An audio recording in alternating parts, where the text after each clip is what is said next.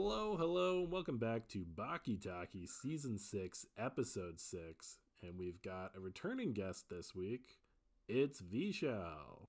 Hey, we're so back, and we're ready Oh to my talk gosh. about the Baki. Vishal warned me that he might be low energy because he's sick, but he just brought in so much in that. What I didn't tell you is I drank a coffee and a bunch of Diet Coke before this, so hopefully that, Is Diet Coke brings it really back going to up. help? Like, I don't I think know. it's got some caffeine in it. I don't know. When I have a Diet Coke at night, I can't sleep, so. All right, well, let's find out. So I have two questions that I'm asking everybody who's a returning guest, just so the audience gets a little chance to know you. The first off, Audience. yeah, there is an audience. We're not just we're not just doing this for I'm just saying fun. All right. Um, this we've been on hiatus for about 2 years since the last Baki came out for real. What have you been up to in that last 2 years? What's changed since Baki Taki was last on the air? Oh, like me personally? Yeah. Oh, not too much. I mean, since the last time Baki aired, I guess we were just talking about before starting, but I became the head chef of the restaurant I'm working at, which is awesome. Mm-hmm. Um, I don't know, but not too much else. I mean, just kind of just the same old grind there, just day Is, in day out, chefing it up, making specials and all that. So, but is, yeah. is chefing it out something you often say? So, hey, sometimes you gotta. Yeah, actually, I feel like I say chef it up a lot. I was like, yeah, let me go in the back and chef it up real quick. Or like if I have like family sitting out in the dining room, we're like, yeah, I'll be right back. I just gotta go chef it up. Yeah. No, it's good. I'm going to throw You that know, into I my lexicon, and then people think I'm a chef. I think everyone understands what it means when I say I'm gonna chef it up. Like I mean, yeah. expect good things. Yeah. Okay. Second question. Coming into this episode, what did you know about Baki? What did I know about Baki? Baki is uh, a big dude. Uh, I watched a couple of the other episodes from our past seasons. Mm. There's a lot of burly men Mm-hmm. fighting, a lot of testosterone. Um, Baki beat up his dad. Yep. I remember that happening.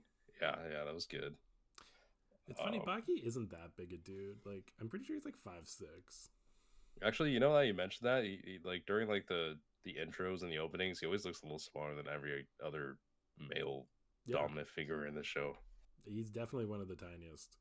He's probably the smallest that, like, his gimmick isn't that he's a small, frail old man, which there's a few of those guys. All He's right. probably packing though. I mean, yeah, let's expand on that. Wait, what? Oh,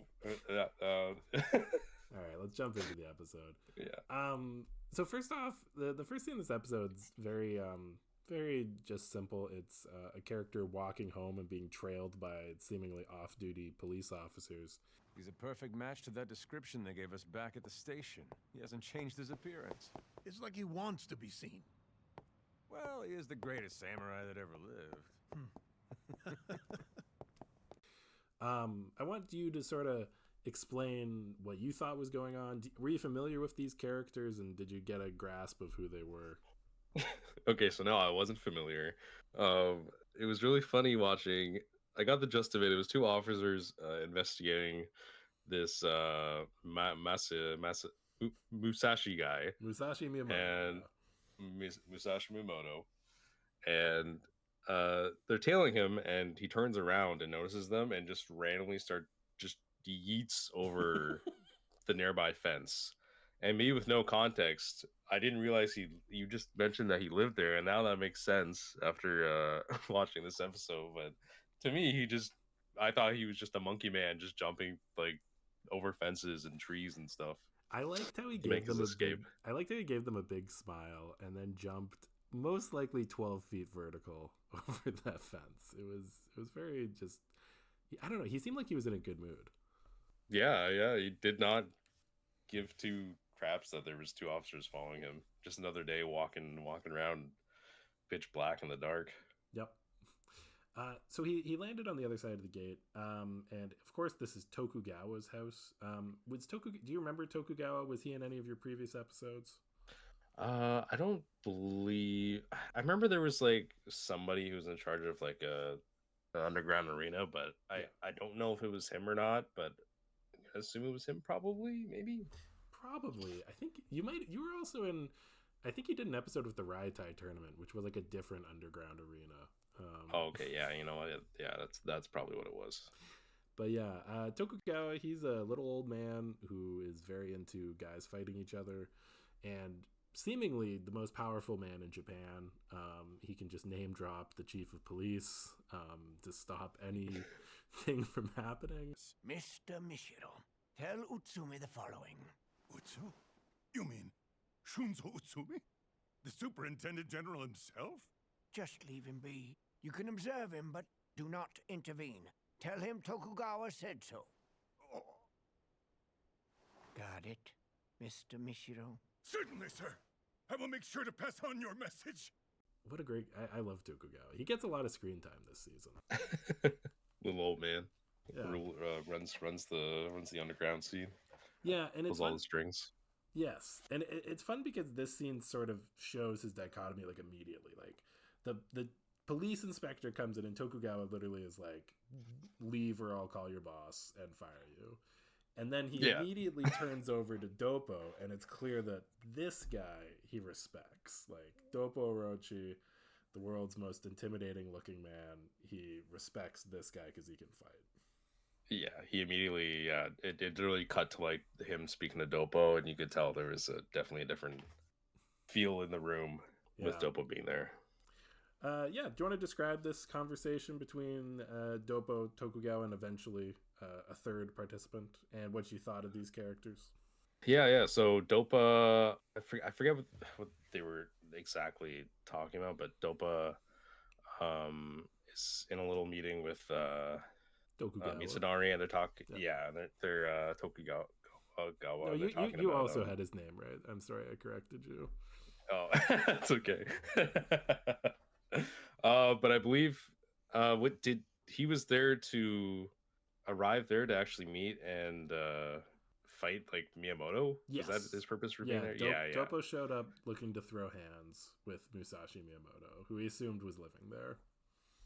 Yeah, and they're in midst discussion, and then all of a sudden Musashi just walks in. And again, I forgot, like, I didn't know he lived there. So again, him jumping the fence and just appearing like out of nowhere, and just, to me, I thought he was just welcoming himself in and just showed up out of nowhere. Well, he also says when he walks in, "I'm hungry" or something like that. Like, yeah, and then it started to click. It's like, okay, he probably lives there, and Tokugawa was just taking care of him at his house or whatever.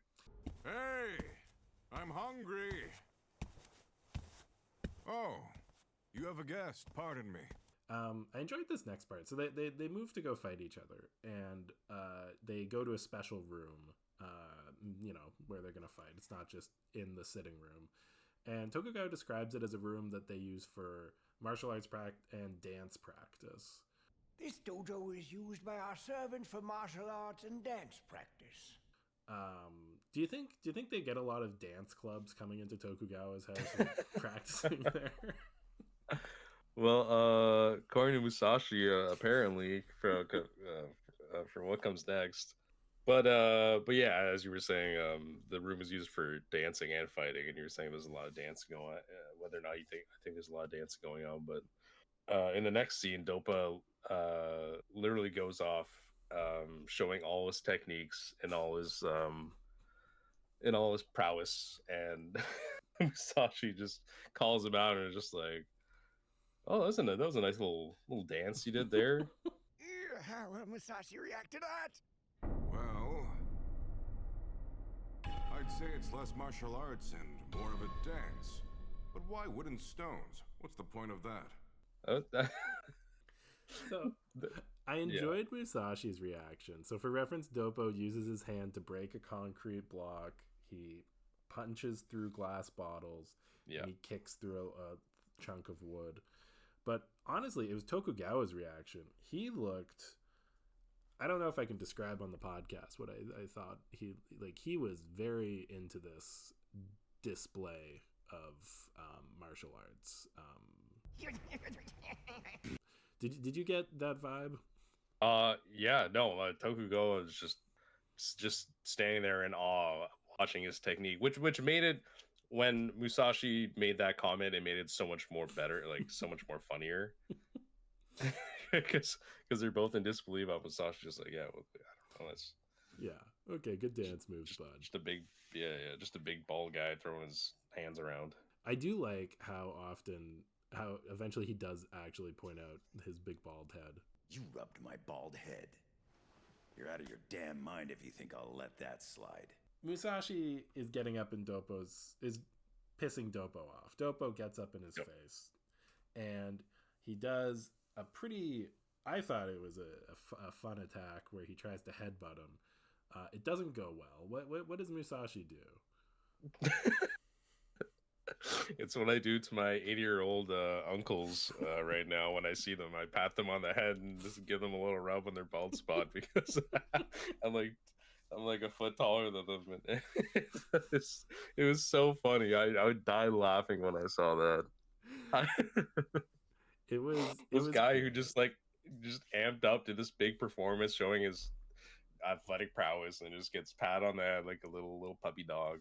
Oh, it was amazing. And I believe Doppo even says, like, you rubbed my bald head. He's just pissed.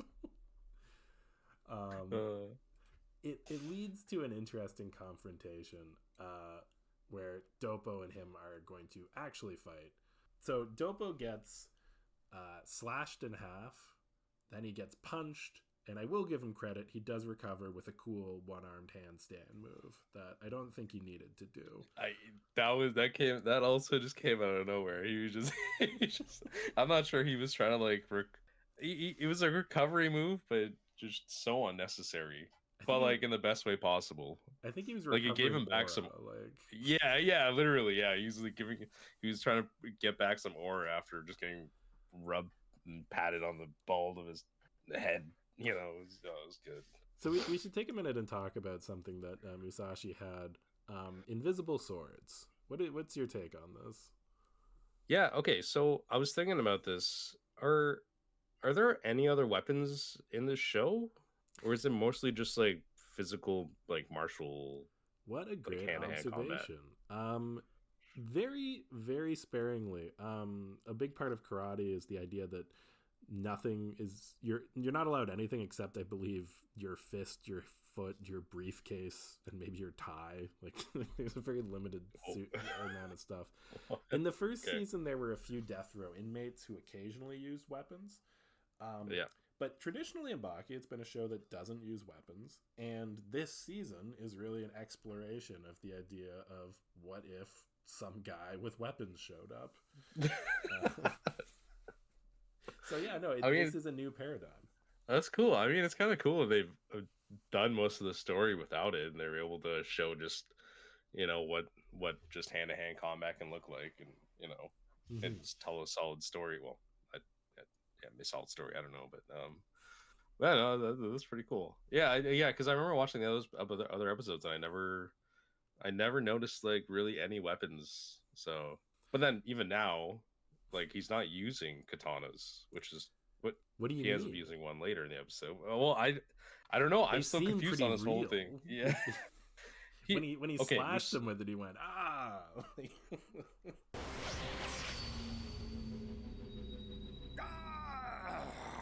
Which seems pretty good. So Orochi obviously takes the hit of the invisible katana, and then Musashi is convinced that Orochi should be more damaged than he is, but then Orochi's like, well, was it real or something like that? So was it real or not? So that's the thing. Is it real? No. Do most people treat it like it's real? For some reason, yes. It sort of follows this idea that comes up a lot in Baki that, like, if you believe hard enough, not only is it true to you, but you can make it true to other people to an extent. Oh, I see. Okay. And the moment I wanted to reference from earlier in the episode, which was fun, is that Musashi's been doing this trick on everybody he meets, where he basically thinks really hard about slashing them with a sword, and they go, ah. But when he met Doppo, he said, I am restrained. Because apparently while he was thinking about slashing Dopo was thinking about stopping him from slashing him. That's why? Yeah. Oh, I was trying to figure that out. I was like, who's restraining you? Like, It was okay. He was imagining how he would kill Dopo, and in it, he realized that Dopo was already prepared and would have restrained him, which I enjoyed. That's wild. So before there was any actual combat, they had already manifested it manifested some sort of war or like battle in their heads that neutralized or something. Yep. That's wild. It was great. And not in a million years would I have guessed that's what happened. It's very Baki. And it's also Dopo's big win of the episode. Like in hindsight, I think every other thing is not good for him. But anyway, Dopo implies that, who cares about these imaginary swords? I did go, I got slashed when you hit me with it, but it's not real. Yeah. Why don't we get a real sword out? And Tokugawa is like, I'm from the famous Tokugawa family, so of course I have the greatest sword of all time or whatever. Throws it over to Musashi. And now we get the real fight. How did you think this fight was going to go? To be honest, it's sword versus not sword. So I kind of thought the sword was going to win. And like Musashi has already shown that he was like more physically capable than Dopa. Mm-hmm. Even like, I feel like Dopa did like bring it back a little bit. Like you could tell he had some good fight in him, but how the fight played out was okay. So what happens is that Musashi puts the katana very forward heavy like into Dopa's face. Yep. And presses it in, and to the audience it looks like Dopa's face is literally like cut in half, just like a couple inches through. But when Musashi pulls the katana back, there's just a subtle red line on Dopa's face, and then he goes on to explain that because there was no, I forget, horizontal slash. I think pressure did pressure plus pull or something like that. Yeah. You have to pull with the pressure to actually slice. No, I didn't cut him.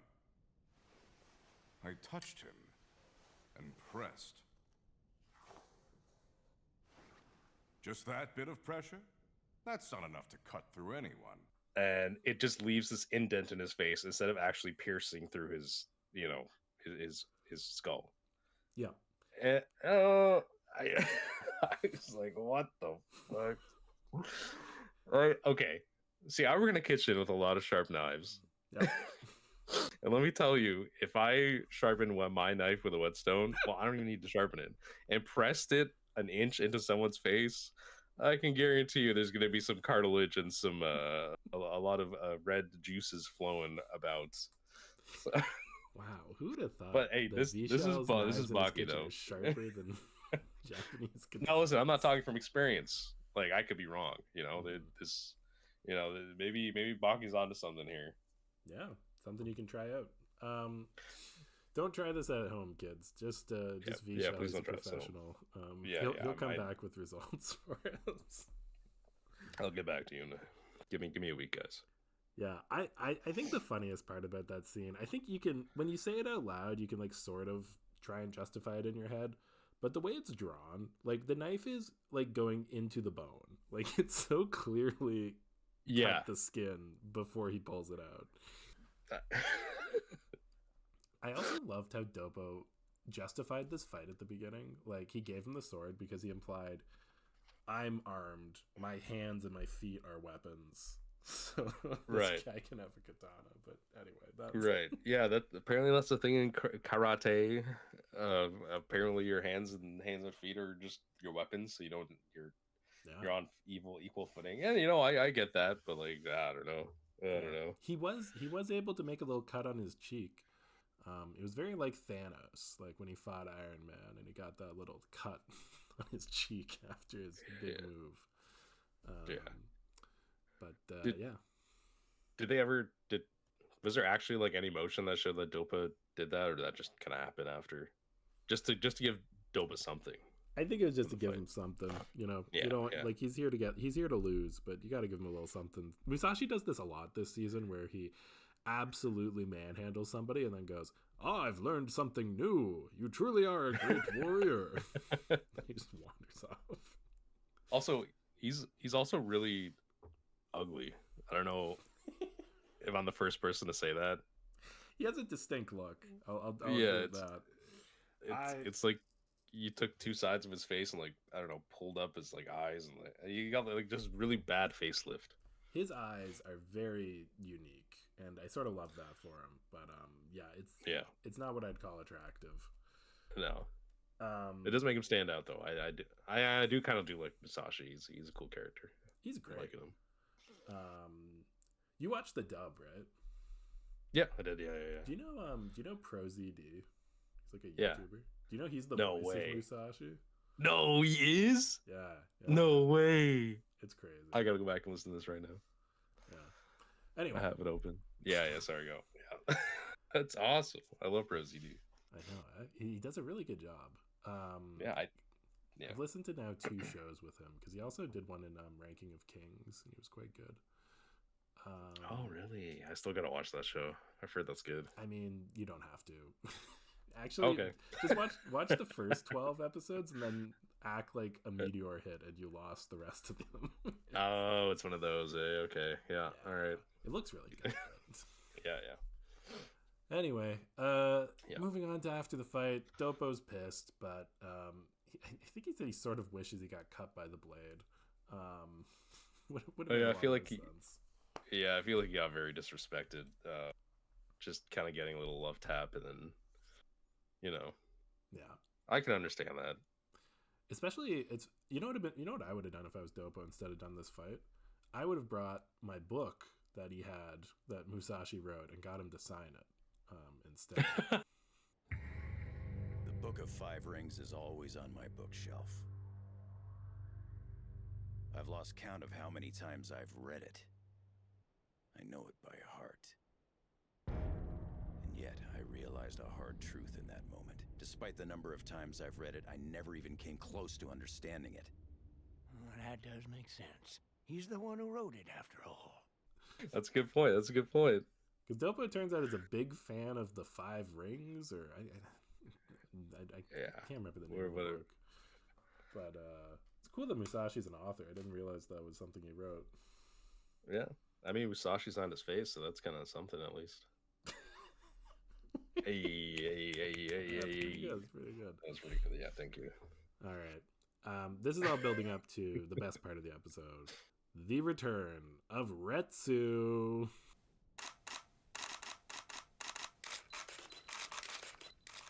We were told your match was just an exhibition. How does it differ from an official match? Would you like to comment? It was different because I did not use my legs. He's back. Yeah, Retsu, yeah. He's done boxing in Vegas. What did you get out of his little press conference? He's a man that likes karate. Mm-hmm. No. He that was the part where he was talking about the fact that he only uses fists. He didn't use like his elbows or his knees because or he was anything boxing. to fight. Yeah, that's pretty awesome. I must say. Now when he says he couldn't use his elbows, is he still like bending his arms or like? Yeah, he used his. It's not like he walked in with. Sorry, I don't know. Arms and beat them, rock him, soccer. Yeah, okay, that was kind of dumb. Sorry. No, he just didn't elbow anybody. Yeah, no. Okay. Yeah. But I mean, it seems like he is so strong that he needed a challenge. Mm-hmm. So what he did was just use his fists. I believe that's. Yeah, he went through a bit of an arc. He fought a caveman, and that caveman ate his leg, and so he got a peg leg. And because of that, I think he wanted to try boxing, because that's a fighting style where you just use your fists. Right. It didn't stop him from doing backflips and stuff, but now he has returned and he wants to try doing everything. Punch, kick, Fists. Tie. Or kicks. Piercing hand. Sword. Spear. Staff. Even shuriken. An opponent has appeared in Japan. Against him, I can use them all. katanas, or shuriken. I can't remember what he used. I'm using Japanese terms, but he's using Chinese weapons. I will say one thing I just don't want to zoom past. Did you catch who he fought? That boxing match he was talking about? I don't think so. Who was it? Usain Bolt. Oh, Usain Bolt. Yeah, the Baki version of him. They never showed that fight. It was all off screen, but he did fight Usain Bolt and win. And then came back. Okay, so in the Baki universe, Usain Bolt's a boxer, not a runner. My guess is he's both. Like, he probably won his gold medals and then decided, I'll just become a boxer, is my guess. Oh, okay, but it's very clear this was an idea the author got bored of and decided to just sort of abort early. Or Usain Bolt just called up and said, don't do this. Yeah, like, can you stop? Like, I'm not, Yeah. Anyway, that's sort of it. Retsu comes in, he talks a bit to Katsumi, Doppo's son, about how impressed he is by Musashi. He says that Musashi beat 5 random police officers, which is the least impressive thing I've seen in this series. I was gonna say, wait, his exact words too in the dub are, I watched a video of him on a website. And I lost it. I had to pause the video. I was like, who's the writer for the dub? Like, okay, they know what they're doing. They know it's Baki. They know they can get away with lines like that, but like, I don't know. Am I wrong? Like, that's such a weird... No, I love it. I think it fits into Retsu's character. It makes me feel like he was on the plane and he looked over someone's shoulder because he doesn't have his own phone. Yeah. He was like, I saw this on the website. Oh, I saw this on the YouTubes. I love Retsu, and this is building up to, I think, the fight of the season between Retsu and Musashi. How do you think it's going to go? Okay, yeah, so this is foreshadowing that fight. Well, seeing that, I'm gonna meta game in a little bit. This is the 6th episode, and Retsu's being reintroduced, as you said, and he's only been using his fists. So I'm gonna think that there's gonna be a big fight between Musashi and Retsu's slowly gonna throw in like his other other parts of his body and try to there'll be like a big one-up fight where they keep one-upping each other until somebody wins. I'm gonna say my money's on Musashi, and then for the finale, it's gonna be Musashi versus Baki, because I'm gonna assume Baki's still in the show, even though I didn't see him this episode. You know what? It's funny. I think this is the best episode of the season yet, and it's I think the first one without Baki. We've had a lot of Baki this season, so it's good to get back to our roots of no Baki. Yeah. Yeah. All right. Well, Vishal, now that you've watched the episode, what would you give it out of 10? Honestly, I think I give it an 8. Nice. I actually quite enjoyed it. Yeah, I thought this was very solid Baki. This is what I want to see. Nice little fight. Very odd. That's all I need. Yeah, and add a bit of a cliffhanger with Retsu and stuff, and what's come next with the next episode. Exactly. All right. We do have a fan question this week, because we do have an audience. My fan or your guys' fans? I'm sure they're a fan of you as well. So it's a 2-parter. Yep. So if the Baki cast took a vacation, where do you think they would enjoy themselves the most or cause the most problems? Oh, where would they enjoy themselves the most? Without getting too political, I'm just kidding. Israel. Okay, whoa, I was gonna say, you said it. I wasn't gonna say it. You know what? I have no good reasoning for this, but Antarctica. I just feel like a good snow arc. I think it's good because if you send them there, they have no excuse not to fight each other to the death. Because what else? Exactly. Is in Antarctica? Yeah. And then they have a whole new battlefield where they're not used to snow and stuff. And I think it'd be That's good. I like that. Yeah, I'll send them off to, honestly, a similar approach. I'm going to send them to a deserted island. I think it gives them a little bit more to do. They can build like forts and stuff, but I think the same approach.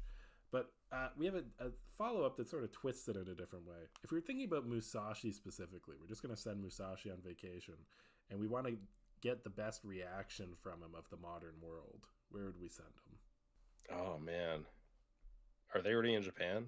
Is Baki in the modern time? Yeah. Well, it's like, it was written probably like 10 years ago, but yeah. Yeah. I was gonna say Japan has those Shikansen, those really fast bullet trains. That's a good That'd be one. sick. Okay. I don't know how fast he can run. Maybe he can outrun it. I don't think he's that. I don't think it's like that. He can run. It's not like that. Than a Okay. Okay. Yeah. All right. I'll put him. You know what? Yeah. I'll put him in Texas. Like they just had that big rocket launch. Yeah, the Artemis dude launch. He can watch the flames and smokes billow up and see what he has to say. Yeah, that's a good one. I like that one. Alrighty. Well, thank you so much for coming back to the show, Vishal. Hey, thanks for having me. Yeah. Hope you feel better. Yeah, I am still sick. Remember, guys. Why? I don't know why you need to remember that, but I don't know, man. You're gonna start their day and think, Vishal's I'm just letting my fans know. Okay? Also, the fact you said I'm still sick. This isn't coming out today. Like, who knows? It's gonna come out. Oh. All right, guys. We're almost done this episode, but remember, Vishal's still sick. Maybe. People are gonna get the impression I've been sick for months. Yeah. Hopefully not. All right. Oh gosh. That's all the Baki we've got to talkie. See you all next week.